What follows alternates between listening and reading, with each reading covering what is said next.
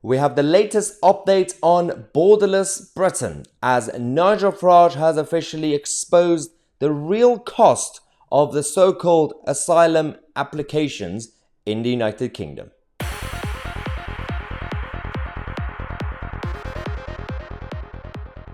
Yes, another day and another sad and doom and gloomy update from borderless Britain.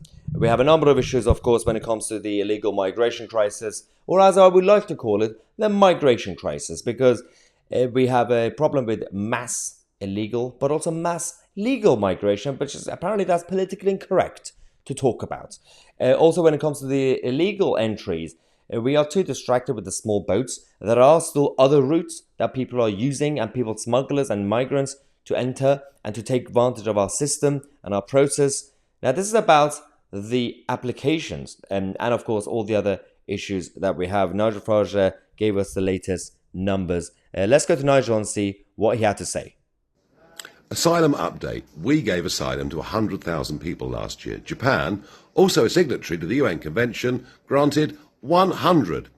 Of those coming into Britain, many through small boats, 77% are given the right to stay, compared with 25% in France, which basically means they're going to clear the backlog by saying to everyone who's come into this country using illegal means, that's okay, you can stay. And even if you fail, your chances of getting deported are very, very low indeed. Final thought, Suella Braverman, Home Secretary, confirms asylum next year will cost the British taxpayer in total £3.5 billion.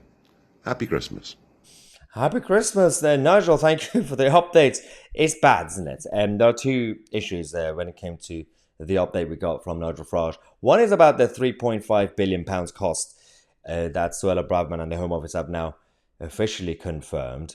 Imagine that cost, £3.5 billion, and that's just the cost of the asylum applications. Now, this whole crisis, there are a number of issues and a number of other costs to it, whether in terms of the entries, whether in terms of accommodation, when they are going through the process and application, and when it comes to all the other benefits that they will be receiving going forward from day one, whether it's healthcare, whether it's food, whether it's housing, and everything else that's going to happen. And at the same time, a lot of our people are still vulnerable. Our people who don't have a house, our people who don't have a job, and our people who don't get the same level of support from a government or governments, successive government, that promotes the so-called safety net. Where is the safety net for the British people? Now, that's one thing. The first part of the update we got from Nigel Farage was about all these agreements, international agreements, the UN Refugee Convention, the GETTR, and all the others, as he compared the British system to Japan, for example, and many others. Japan and other countries who are also part of these agreements. Why is it that they could reject more applications? Why is it that in some places, only 100 applications get approved? Because we've been told by the system, by the establishment, essentially we've been told that because we are part of these agreements, that we have no choice. This is a humanitarian thing. We have to be welcoming. So we have to basically not just open our doors, but accept a lot of the asylum applications. Well, clearly that's not the case.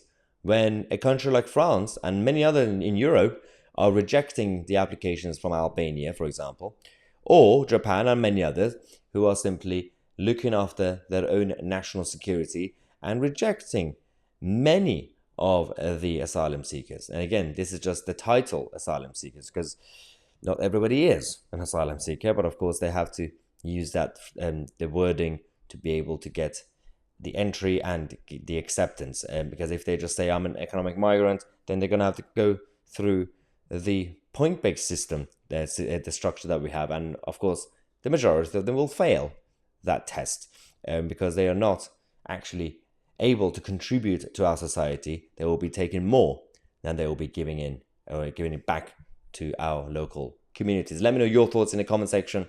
I'm Tousi, and we are the media.